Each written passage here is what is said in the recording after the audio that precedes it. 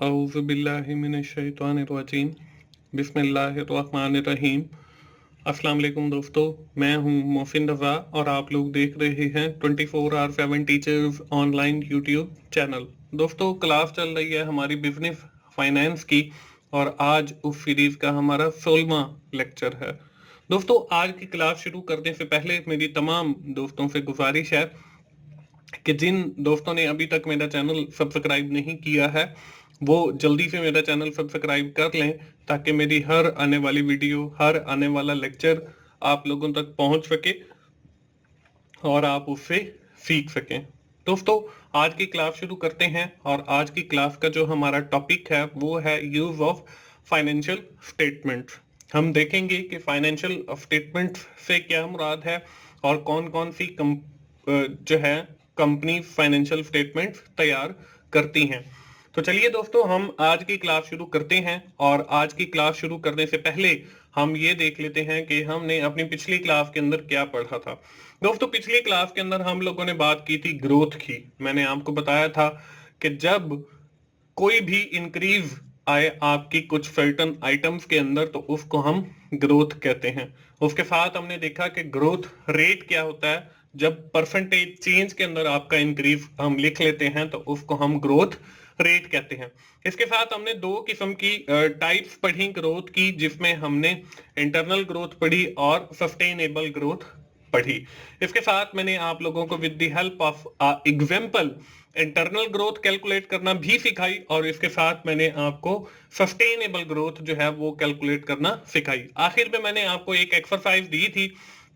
मुझे उम्मीद है कि आप सब दोस्तों ने जो है वो एक्सरसाइज कर ली होगी, क्योंकि दोस्तों जो मैं एक्सरसाइज आपको हर लेक्चर के इख्तिताम पे देता हूं, अगर आप वो साथ साथ करते रहेंगे तो इंशाल्लाह आपकी जो लर्निंग है वो और अच्छी होगी, आपको और ज्यादा सीखने का मौका मिलेगा।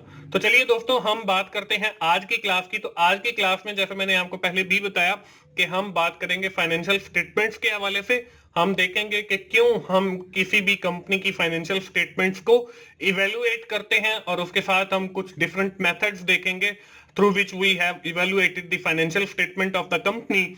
In this regard, we have seen the internal uses method और external uses method हम लोग देखेंगे। तो चलिए दोस्तों, हम आज की अपनी इस क्लास को शुरू करते हैं और सबसे पहले देखते हैं कि फाइनेंशियल स्टेटमेंट हमारे पास कितनी किस्म की होती हैं।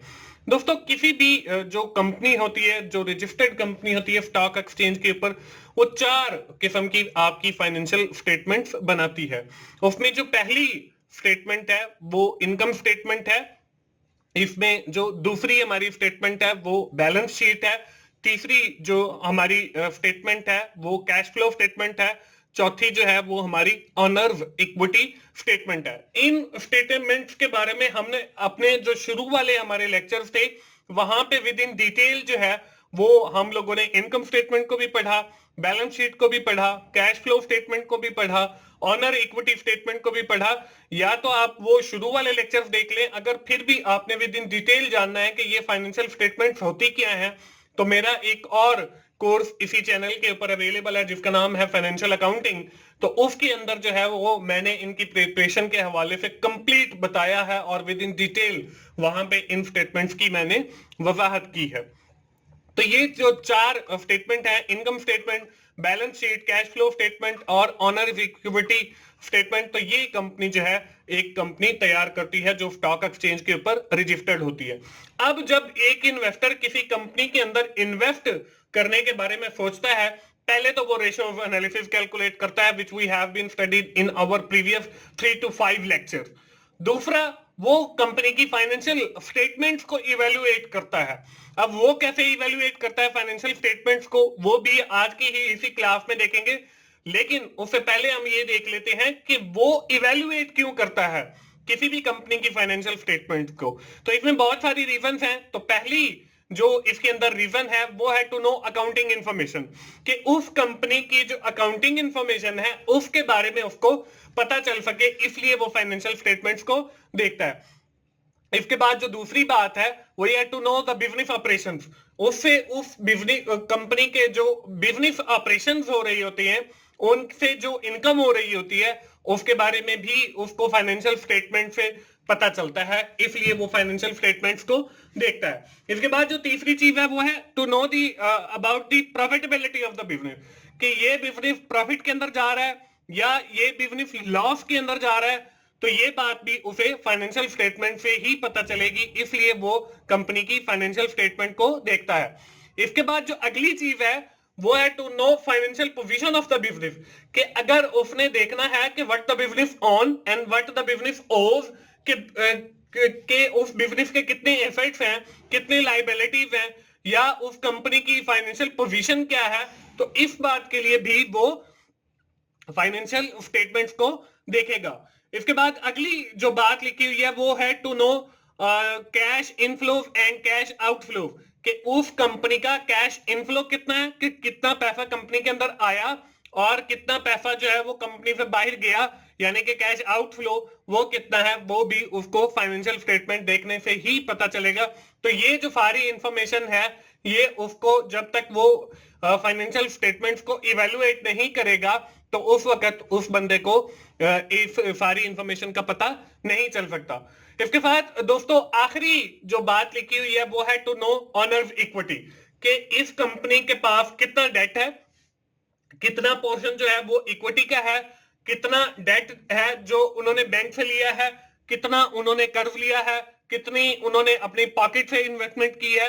तो ये जो सारी इंफॉर्मेशन है ये इंफॉर्मेशन भी उनको फाइनेंशियल स्टेटमेंट से ही पता चलेगी। तो इसलिए जो है जब भी कोई इन्वेस्टर या कोई नया कारोबार शुरू करता है या किसी भी कंपनी के अंदर इन्वेस्ट करने के बारे में सोचता है, तो first of all they have seen the financial statement of the company, वो उस कंपनी की फाइनेंशियल स्टेटमेंट्स को देखता है। इसके बाद दोस्तों इन स्टेटमेंट्स को इवेलुएट करने के लिए, इन स्टेटमेंट्स को देखने के लिए हमारे पास दो मेथड्स अवेलेबल हैं। एक हमने जो है वो इंटरनल यूजेस होते हैं इन फाइनेंशियल स्टेटमेंट्स के, दूसरा हमारे पास कुछ एक्सटर्नल यूजेस होते हैं फाइनेंशियल स्टेटमेंट्स को देखने के। हम बारी बारी जो है वो इंटरनल यूजेस को भी देख लेते हैं और इसके साथ जो है हम लोग इंटरनल यूजेस को भी देखेंगे। तो इंटरनल यूजेस के अंदर हमें जो है वो फाइनेंशियल स्टेटमेंट से पता चलता है कि हमारी कंपनी का प्रॉफिट मार्जिन कितना है, हमारी कंपनी कितना ग्रॉस प्रॉफिट कमा रही है, कितना ऑपरेटिंग प्रॉफिट कमा रही है, कितना हमारा नेट प्रॉफिट है, ये सारी चीजें जो हैं वो हमें फाइनेंशियल स्टेटमेंट से पता चलेंगी। अब दूसरी जो इंटरनल यूजेज के अंदर है वह रिटर्न ऑन इक्विटी, कि हमने जो कारोबार के अंदर पैसा लगाया है अपना जाती, उसके ऊपर हमें रिटर्न कितना मिल रहा है, तो ये भी हमें फाइनेंशियल स्टेटमेंट से पता चलता है और ये भी कंपनी का इंटरनल यूजेज है। इसके बाद जो तीसरी चीज है वो है comparing performance of different division, कि अगर हमारी कंपनी के अंदर डिफरेंट डिवीजन काम कर रही है तो हमें with the help of the financial statement internal usage से पता चलता है, बल्कि हम उन डिफरेंट जो डिवीजन है उनकी फाइनेंशियल स्टेटमेंट से कंपैरिजन करते हैं कि कौन सी जो डिवीजन है वो अच्छा काम कर रही है और कौन सी डिवीजन ऐसी है जो हमारी खसारे के अंदर जा रही है।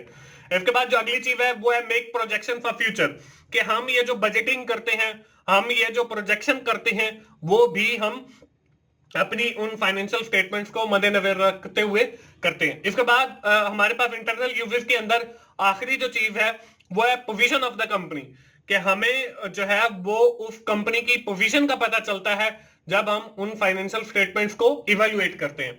तो दोस्तों ये कुछ चीजें हैं जो हमारी इंटरनल यूजेज के अंदर, मतलब विद इन द कंपनी, हमें इन चीजों के बारे में पता चलता है। इसके बाद हमारे पास कुछ एक्सटर्नल यूजेज हैं, मतलब बाहर से जो लोग उस कंपनी के स्टेक होल्डर है या जिनका स्टेक है कंपनी का, तो बाहर के लोगों को भी कुछ ना कुछ इंफॉर्मेशन मिलती है। तो वो क्या है, इसमें पहली जो बात है इवेल्युएट कस्टमर, कि हमें पता चलता है कि हमारे कस्टमर कितने लॉयल हैं।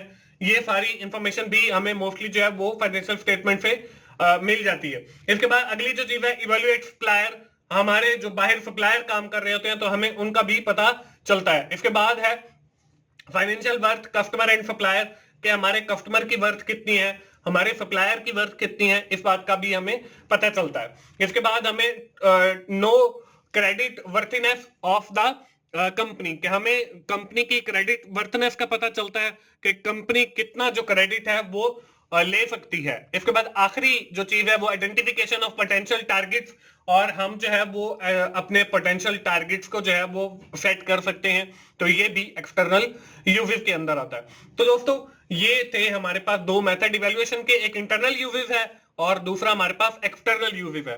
तो दोस्तों आज की क्लास हम अपनी यहीं पे खत्म करेंगे, और आज की क्लास खत्म करने से पहले हम क्विकली एक बार समराइज कर लेते हैं कि आज की क्लास के अंदर हम लोगों ने क्या पढ़ा। हम लोगों ने बात की है फाइनेंशियल स्टेटमेंट्स की। हमने देखा कि हम क्यों फाइनेंशियल स्टेटमेंट्स को इवेल्युएट करते हैं, और हमारे पास दो मेथड्स हैं इवेल्युएट करने के, एक इंटरनल यूजेस है और दूसरा एक्सटर्नल यूजेस है। तो मैंने विद इन डिटेल जो है आप लोगों को ये सारी चीजें समझाई, और उम्मीद है कि आप लोगों को समझ आ गई होंगी। दोस्तों आखिर में मैं फिर आप दोस्तों से यही कहूंगा कि मेरा चैनल 24/7 टीचर्स ऑनलाइन जरूर सब्सक्राइब करें, और साथ ही बेल के आइकन पर भी क्लिक कर लें, ताकि जब भी मेरी कोई नई वीडियो आए, नया कोई लेक्चर आए, तो वो आप लोगों तक पहुंच सके और आप उससे सीख सकें। दोस्तों मिलते हैं अगली बिजनेस फाइनेंस की क्लास में, उस वक्त तक के लिए अल्लाह हाफिज।